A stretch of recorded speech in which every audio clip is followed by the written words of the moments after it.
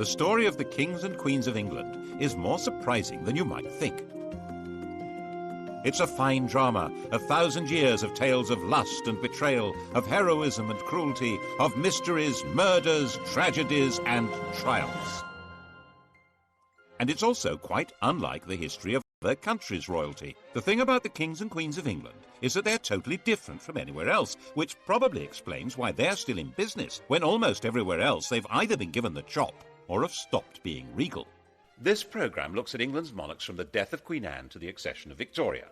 Well, Britain's monarchs, actually. And if you look at Europe at the start of this story in 1714, you'll see just what I mean. A European king is an absolute ruler. Louis XIV, Peter the Great, Philip V of Spain, Frederick William of Prussia, all men of unlimited power. It's not like that in Britain. Queen Anne has died.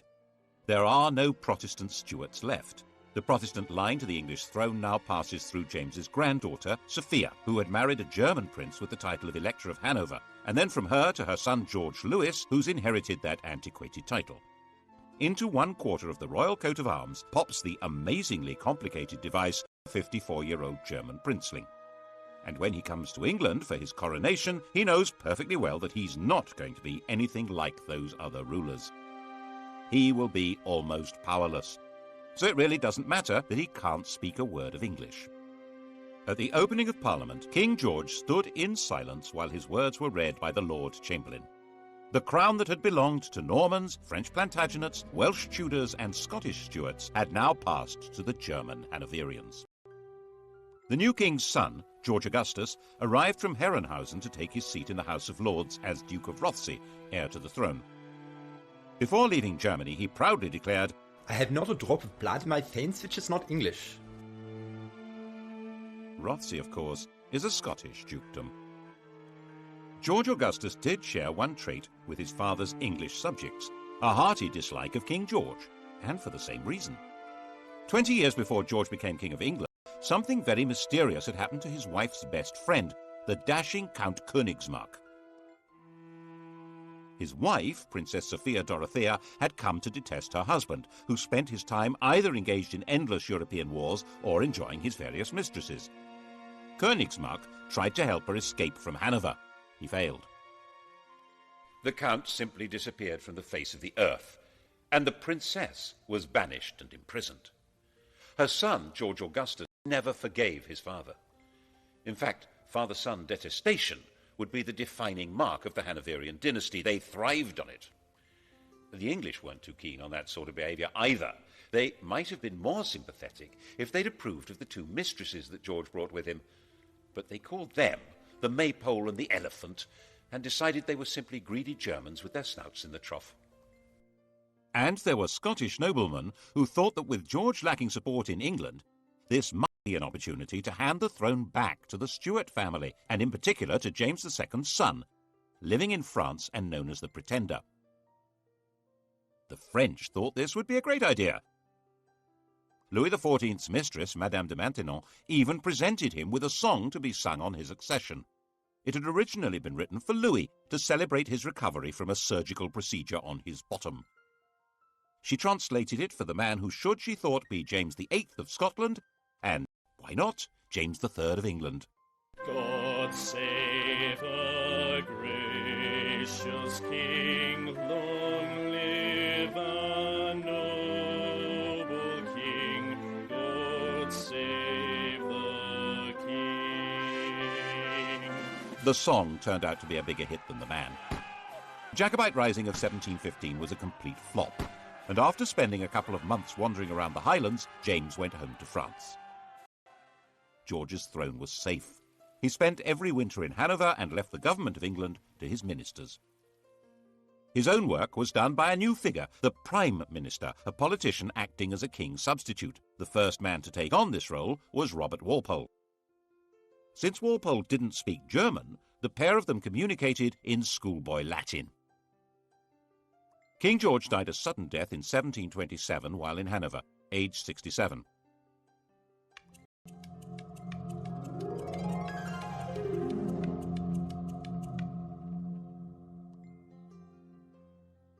His son was living in Richmond, forbidden by the old man to take any part in court life or even to see his own children. When Walpole came with the news of his father's death, George II appears to have regarded it as a wind-up. "That is one big lie." But the outcast prince was indeed now George II, by the grace of God, King of Great Britain, France and Ireland, Defender of the Faith, Elector of Hanover, Duke of Brunswick-Lüneburg and Duke of Celle. When he'd been convinced, he came here to Leicester Square. At the time it was Leicester House, where he'd been running his own court. And here he was attended by the Archbishop of Canterbury, who formally presented the most powerful documents in the world. When William the Conqueror and Henry II died, their wills established who would rule after them. George took his father's will and, instead of opening it, shoved it in his pocket. It was never seen again, to the great disappointment of his father's mistresses. George II's wife, Queen Caroline, had very firm ideas on what should happen next, and her husband was quite obedient.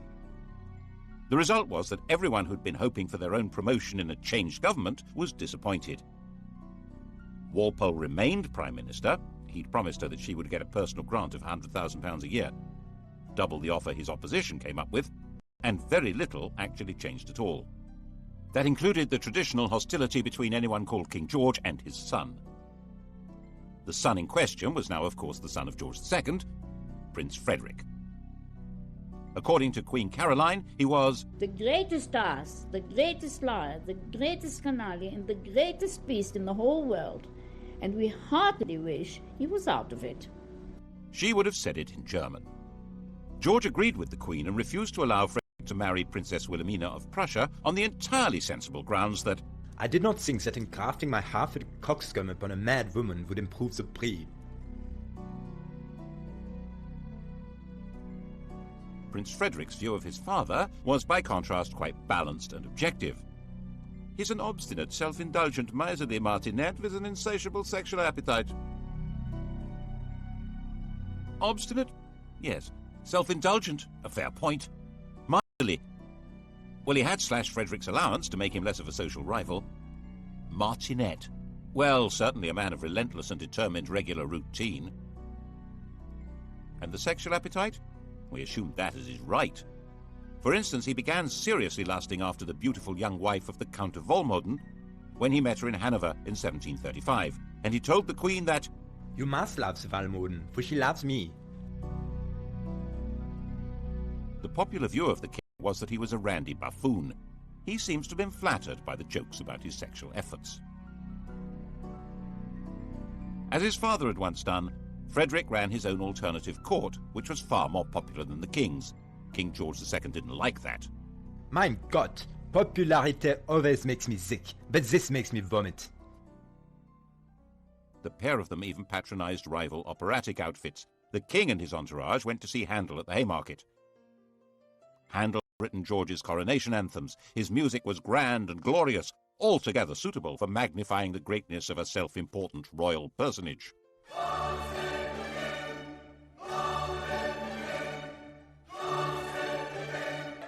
The prince and his crowd stayed away. They went instead to the Theatre Royal in Lincoln's Inn Fields. That was where opera was being transformed into popular musical theatre. The biggest hit was The Beggar's Opera, a vigorous tale of the criminal classes, which lots of people said was intended as a satire on the court and Walpole's government. When you censure the age, be cautious and sage, lest the courtiers offended should be. If you mention vice or bribe, 'tis so pat to all the tribe, each cries, that was levelled at me. It was all very entertaining, watching royalty playing out their family quarrels, but they were not quite reduced to the level of powerless performers. King George was a fighting man, like his father, head of the army, and very much engaged in the quarrels between the rulers of continental Europe. Walpole tried hard to keep him out of wars, but in 1739 the king got his way, and England went to war with Spain. This was the start of a steadily growing involvement in the power struggle between France, Prussia, and the Habsburg Empire. Its culmination for George came in June 1743. He found himself under attack by the French at a German village called Dettingen. His horse bolted, but George stood in front of his troops, waved his sword, and made a rather ponderous but actually rather brave little speech. Now, boys, now for the honor of England. France behaved bravely and the French will soon run. And so he became the last English king to lead his troops in battle. It was a fierce fight, and George emerged a bit of a hero. But he didn't rule the country. Governments and ministers came and went not because he wanted them, but because Parliament wanted them. In fact, George called himself a prisoner on the throne.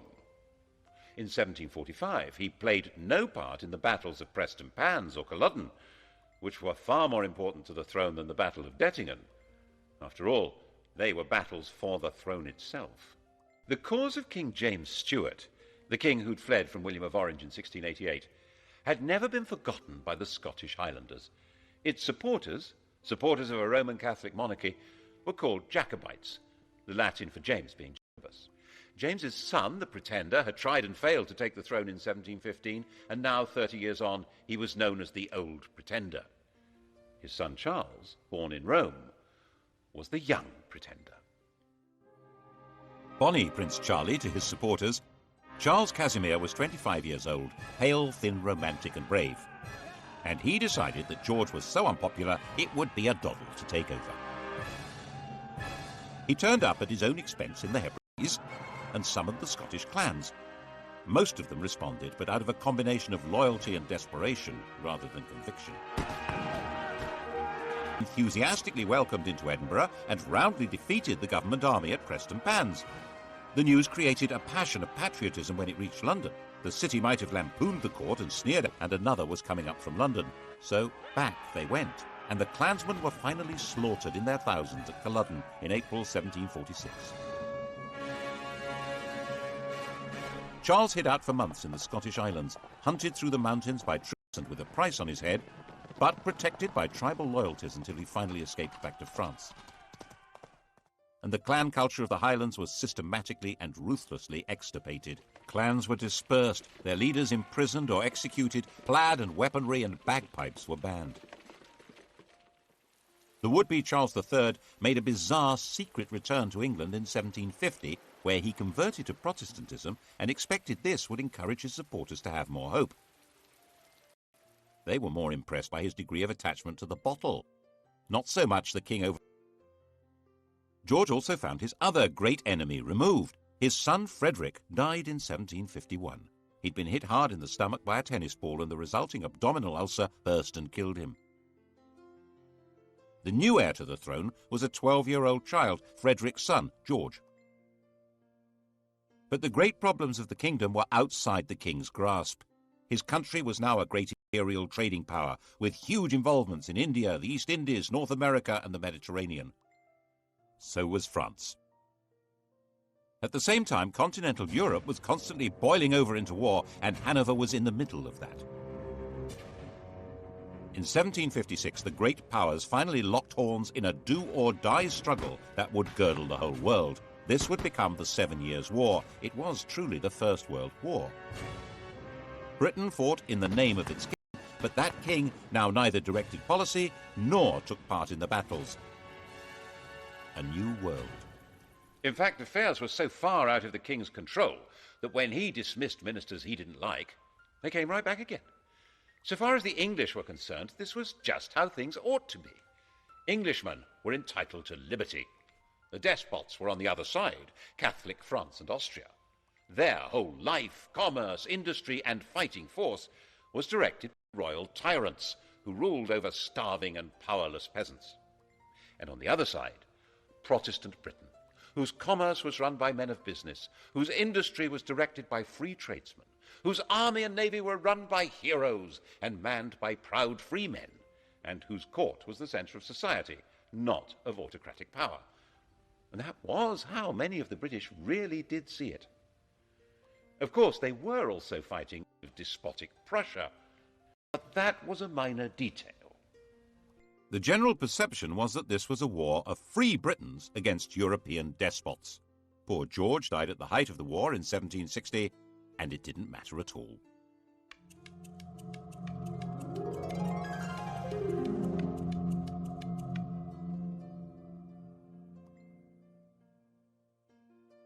His grandson, now George III, was 22 years old. He had been brought up by his mother, a German princess in her imitation of the very deferential court of Hanover. He learned the European idea of what a king should be, an enlightened despot whose power was absolute and was to be used for the benefit of mankind. This was, of course, very far from the English notion of kingship, in which the king was the leading figure in society, but whose power was entirely controlled by Parliament. He immediately set to work as a bossy, quick-speaking. He read widely. He was fascinated by machinery and agriculture.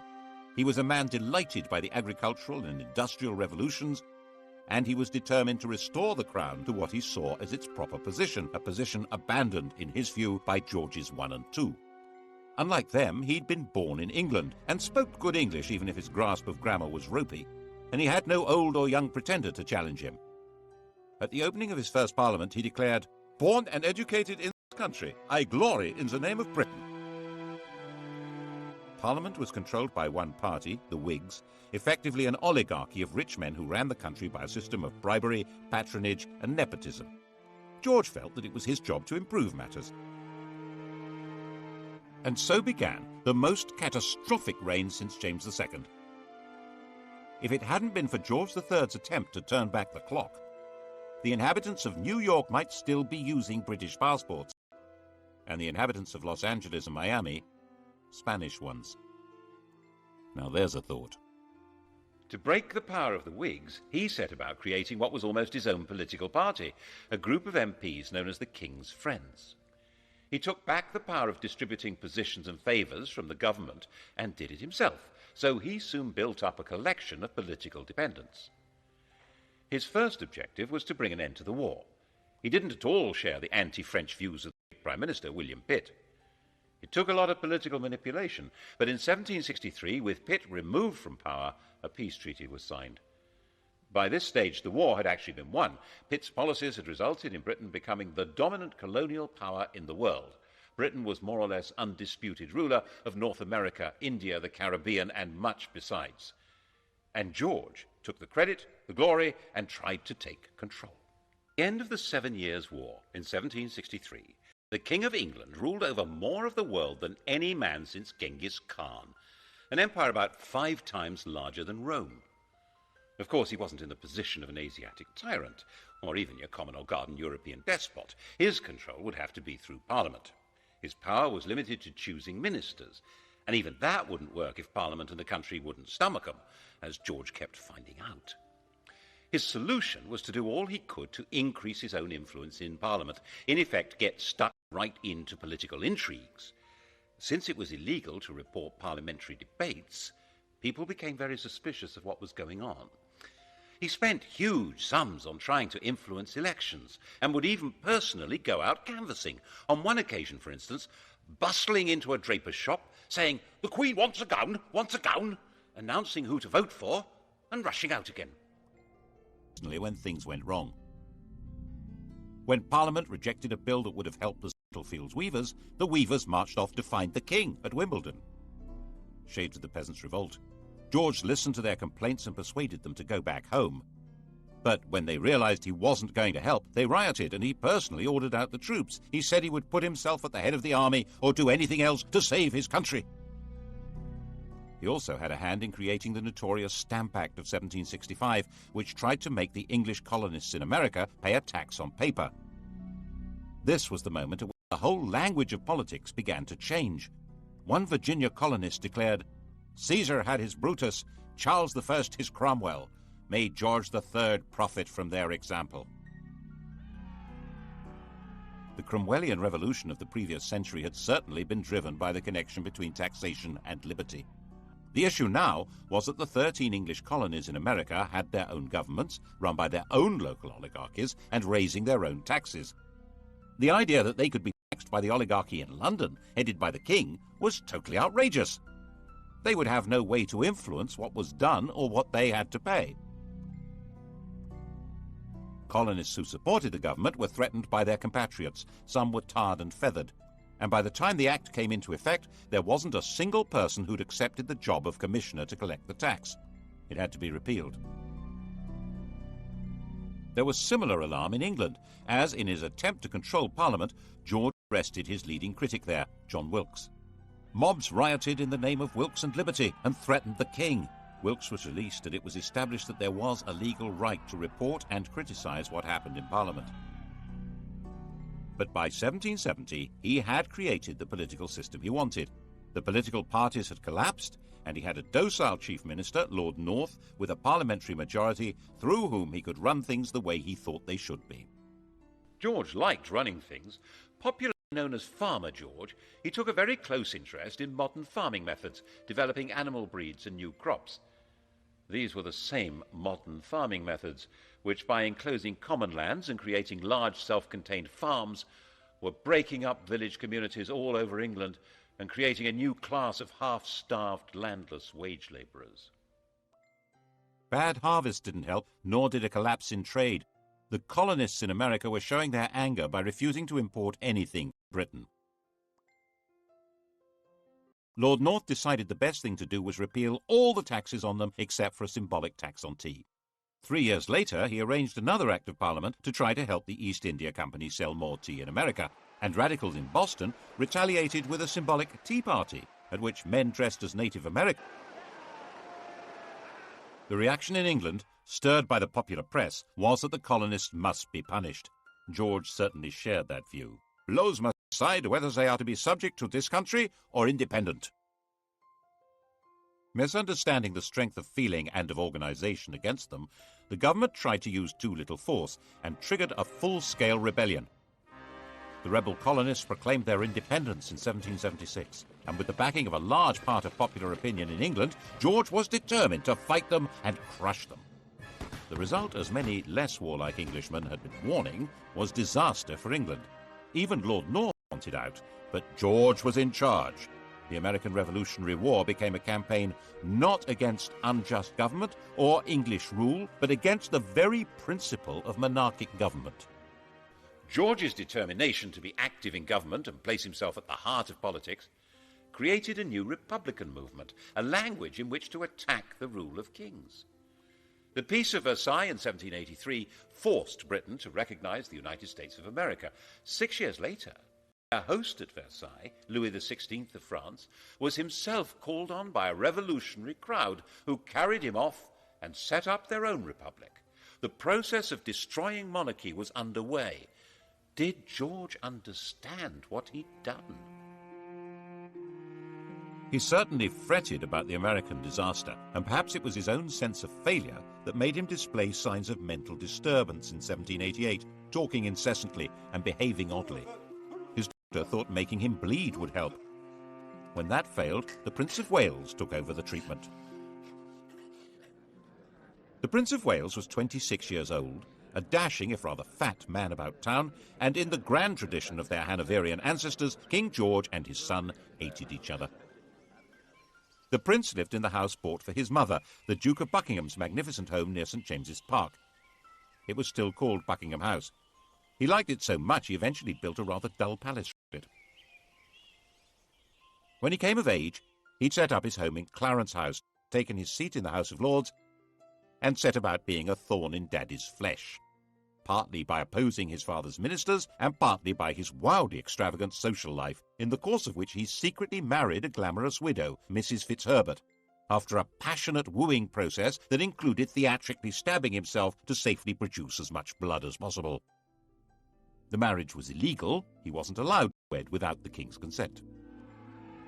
It was also significant that the lady was a Roman Catholic.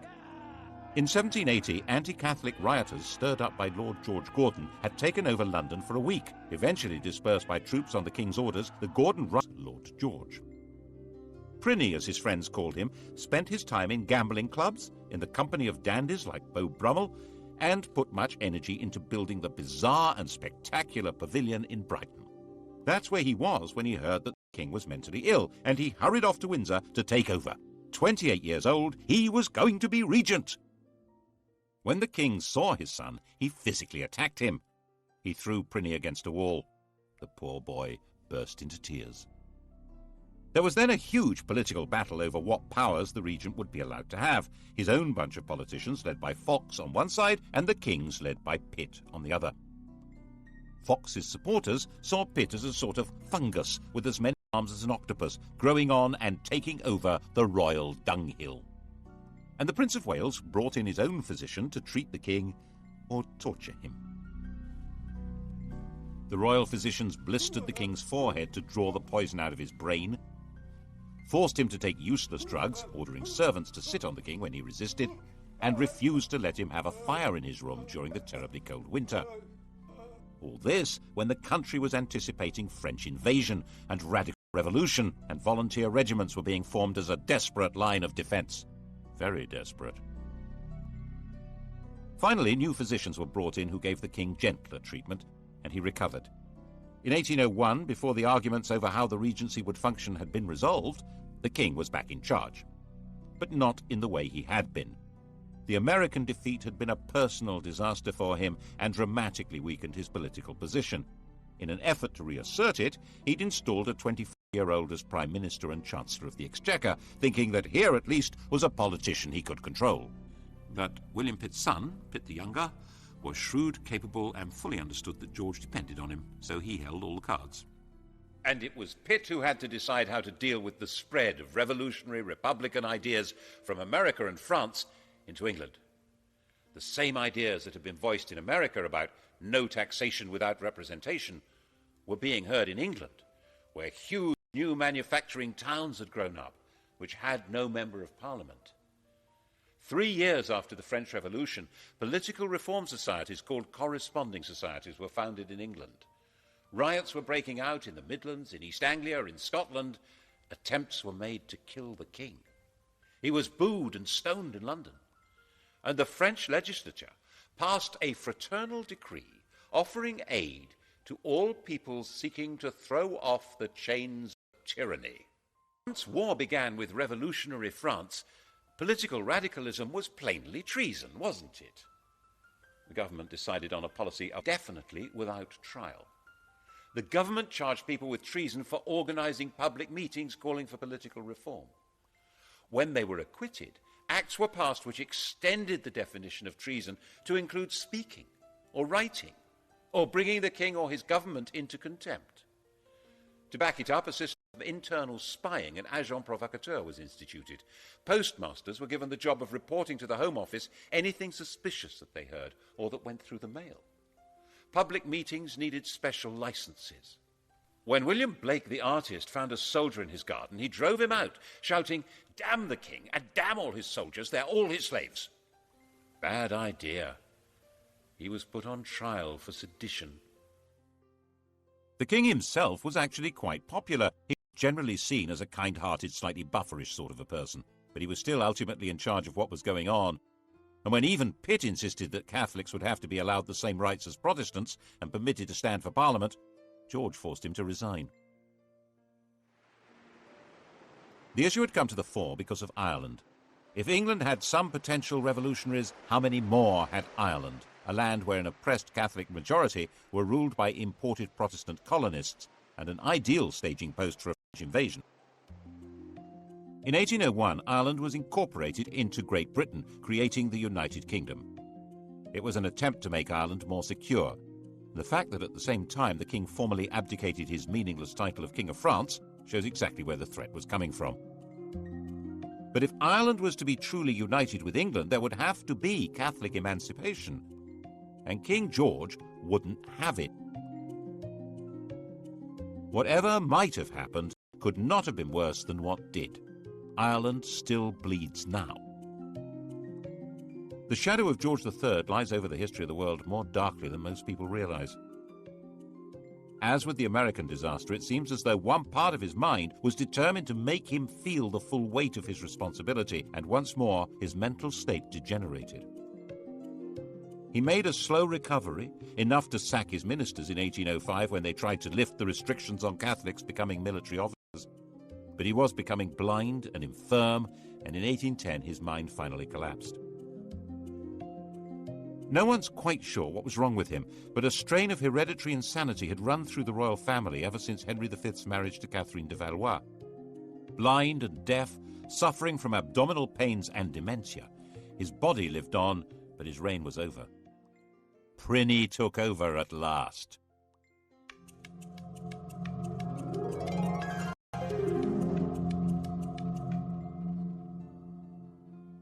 European monarchy had been transformed.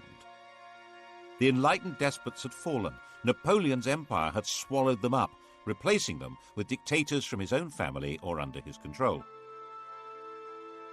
Even Hanover had been overwhelmed. The Tsar still survived, but Napoleon was about to invade Russia. Britain stood virtually alone. And in Britain, the ancient principle of the royal prerogative was now in the fat, clammy hands of a gambling, massively indebted, roly-poly dandy with a passion for show and splendour. But the military genius of Wellington and Nelson didn't need a king to guide it. So under his uninspiring, even ridiculous leadership, Napoleon was defeated and the decrowned heads of Europe were brushed down and put back on their thrones. Why, the ruler of the United Kingdom even became King of Hanover. Prinny had been against everything his father stood for. But now he was in power, he suddenly adopted all his father's political principles, especially his determined opposition to letting Catholics have civil rights and to any reform of Parliament. Elections were basically a farce, with some MPs representing constituencies with almost no voters, and the vast majority of people unrepresented. The king thought this was fine. Lots of other people didn't. And this became a desperate issue in the years after the Napoleonic War. There were thousands of unemployed ex-soldiers. There was an agricultural depression made worse by the terrible summer of 1816, and there was increasing unemployment due to the use of new machinery. And the Prince of Wales's appetite for luxurious silverware and furniture grew mountainous. Graffiti appeared saying "Death or the Regent's head." At the end of 1816, there was a full-scale riot in London aimed at setting up a radical government. The next month, the Prince Regent's carriage was mobbed on his way to open Parliament. The grim apparatus of repression was revived. The death penalty was restored for unlicensed public meetings. Printers of seditious material were to be seized. There was plenty of seditious material. The Prince Regent was a laughingstock. The flood of caricatures and satires was unstoppable. Extravagance was spectacular. A few years earlier, the government had agreed to clear his huge debts on condition that he made a legal marriage. The victim selected was his cousin Caroline of Brunswick, a charming, friendly and unassuming young lady who was also a bit of an exhibitionist. He spent the wedding night drunk. After 9 months to the day, Caroline gave birth to a daughter, but by then her husband had long abandoned her. He devoted himself to the pursuit of motherly mistresses and treated Caroline with a and the Brighton Pavilion made that declaration loud and clear. George III finally died in 1820, having notionally reigned for 60 years, the longest reign until Victoria. And he was 81, the longest life of any British ruler so far.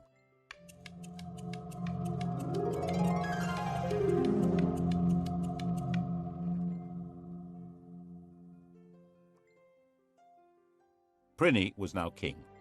His wife Caroline now decided to come to England from her exile on the continent and take her place at her husband's coronation. An immediate attempt was made to pass an Act of Parliament divorcing the royal couple, but it was dangerously unpopular and had to be abandoned. She turned up for the coronation at Westminster Abbey, but the door was closed in her face. The coronation, fabulously expensive, was performed in complete privacy. She went away broken-hearted and died less than 3 weeks later. Her body was to be returned to Brunswick for burial. The king, nervous of a riot, insisted that the coffin should not be transported through the city of London, but it was seized by Londoners, who staged their own funeral procession with it and were gunned down by the house guards at Hyde Park Corner. Afraid of being attacked and afraid of being laughed at because of his great swollen body, from 1823 King George IV avoided being seen in public. He even built a tunnel to allow him to get from his rooms in Brighton Pavilion to the riding school in private. And of course it was said ever since that it connected to his mistress's house. It became essential for the government to break the king's opposition to reform, especially with regard to Catholics, but he held the power of veto. The arguments went on hour after hour, day after day, with the king becoming more enraged and more ill, until finally he broke. By February of 1830, he was partially blind and raving, convinced that he'd commanded a division at Waterloo and ridden a winning race at Goodwood. And so he died. And they found 50 years of coats, boots and pantaloons, and countless bundles of women's love letters, of women's gloves, of locks of his many mistresses' hair. Why on earth did Britain need a king? What use was he to man or beast? Why in heaven's name wasn't there a revolution? The truth is, no one knows. Some historians think it was a result of Methodism becoming popular, diverting poorer people's energy from politics into religion. Some think it was patriotism in the age of empire, that king and country was a slogan that helped people pull together against Napoleon.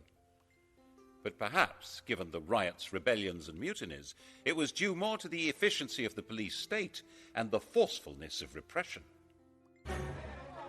And lurking at the back of people's minds was the distant memories, echoed and made more terrible by the vision of the guillotine in France. Always keep a hold of nurse, for fear of finding something worse. Despite George's enthusiastic sexual enterprise, he had only produced one legitimate child, and she died in childbirth. The heir to the throne was his brother William, who was 54.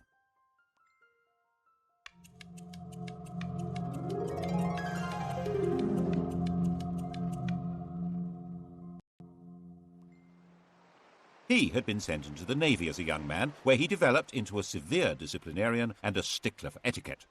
After he left, he took an actress, Mrs. Jordan, as his mistress, had lots of illegitimate children, and was given to making tactless speeches with not much intelligence.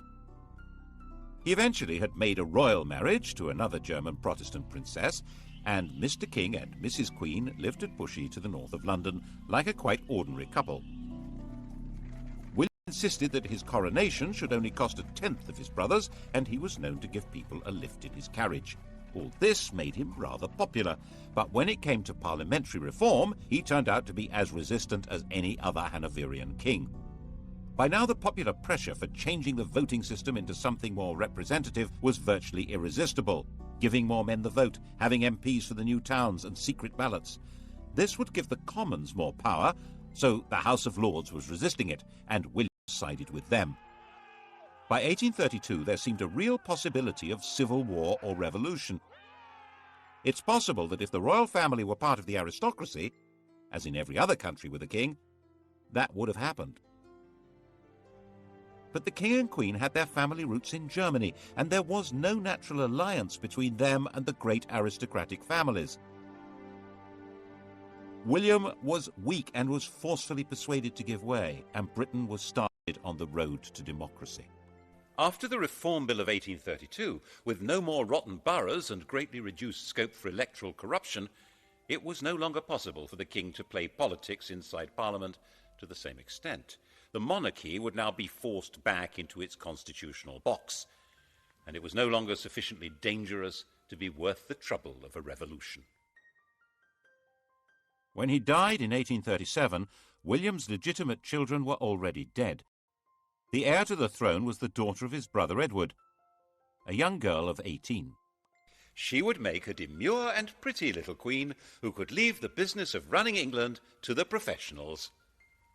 Couldn't she?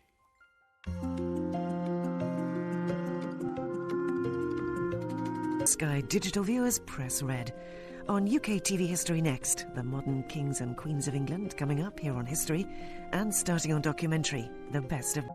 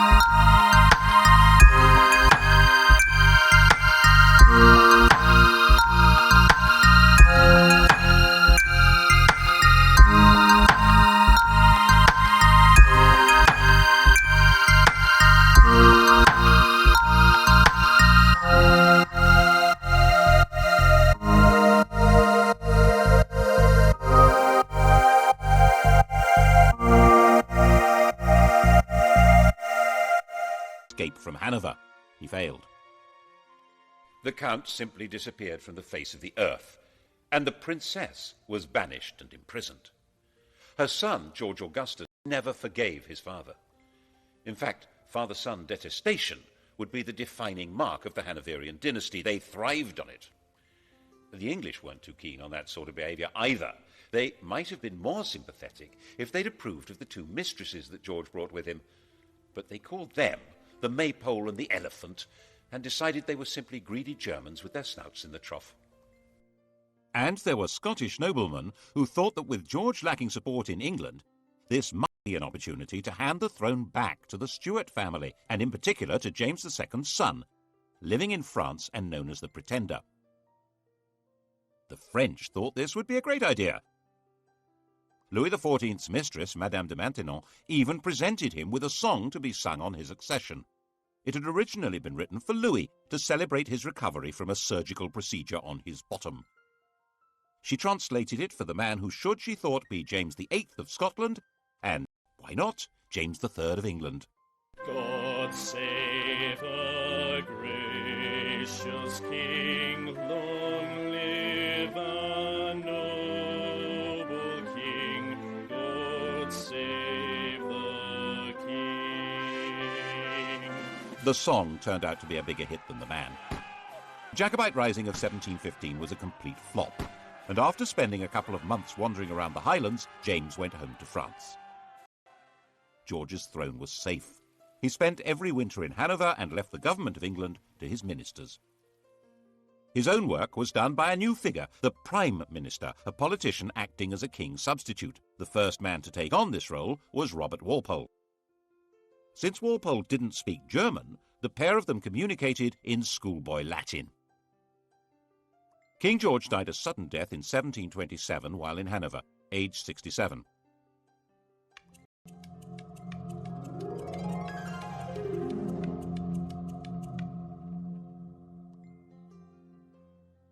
His son was living in Richmond, forbidden by the old man to take any part in court life or even to see his own children. When Walpole came with the news of his father's death, George II appears to have regarded it as a wind-up. That is one big lie. But the outcast prince was indeed now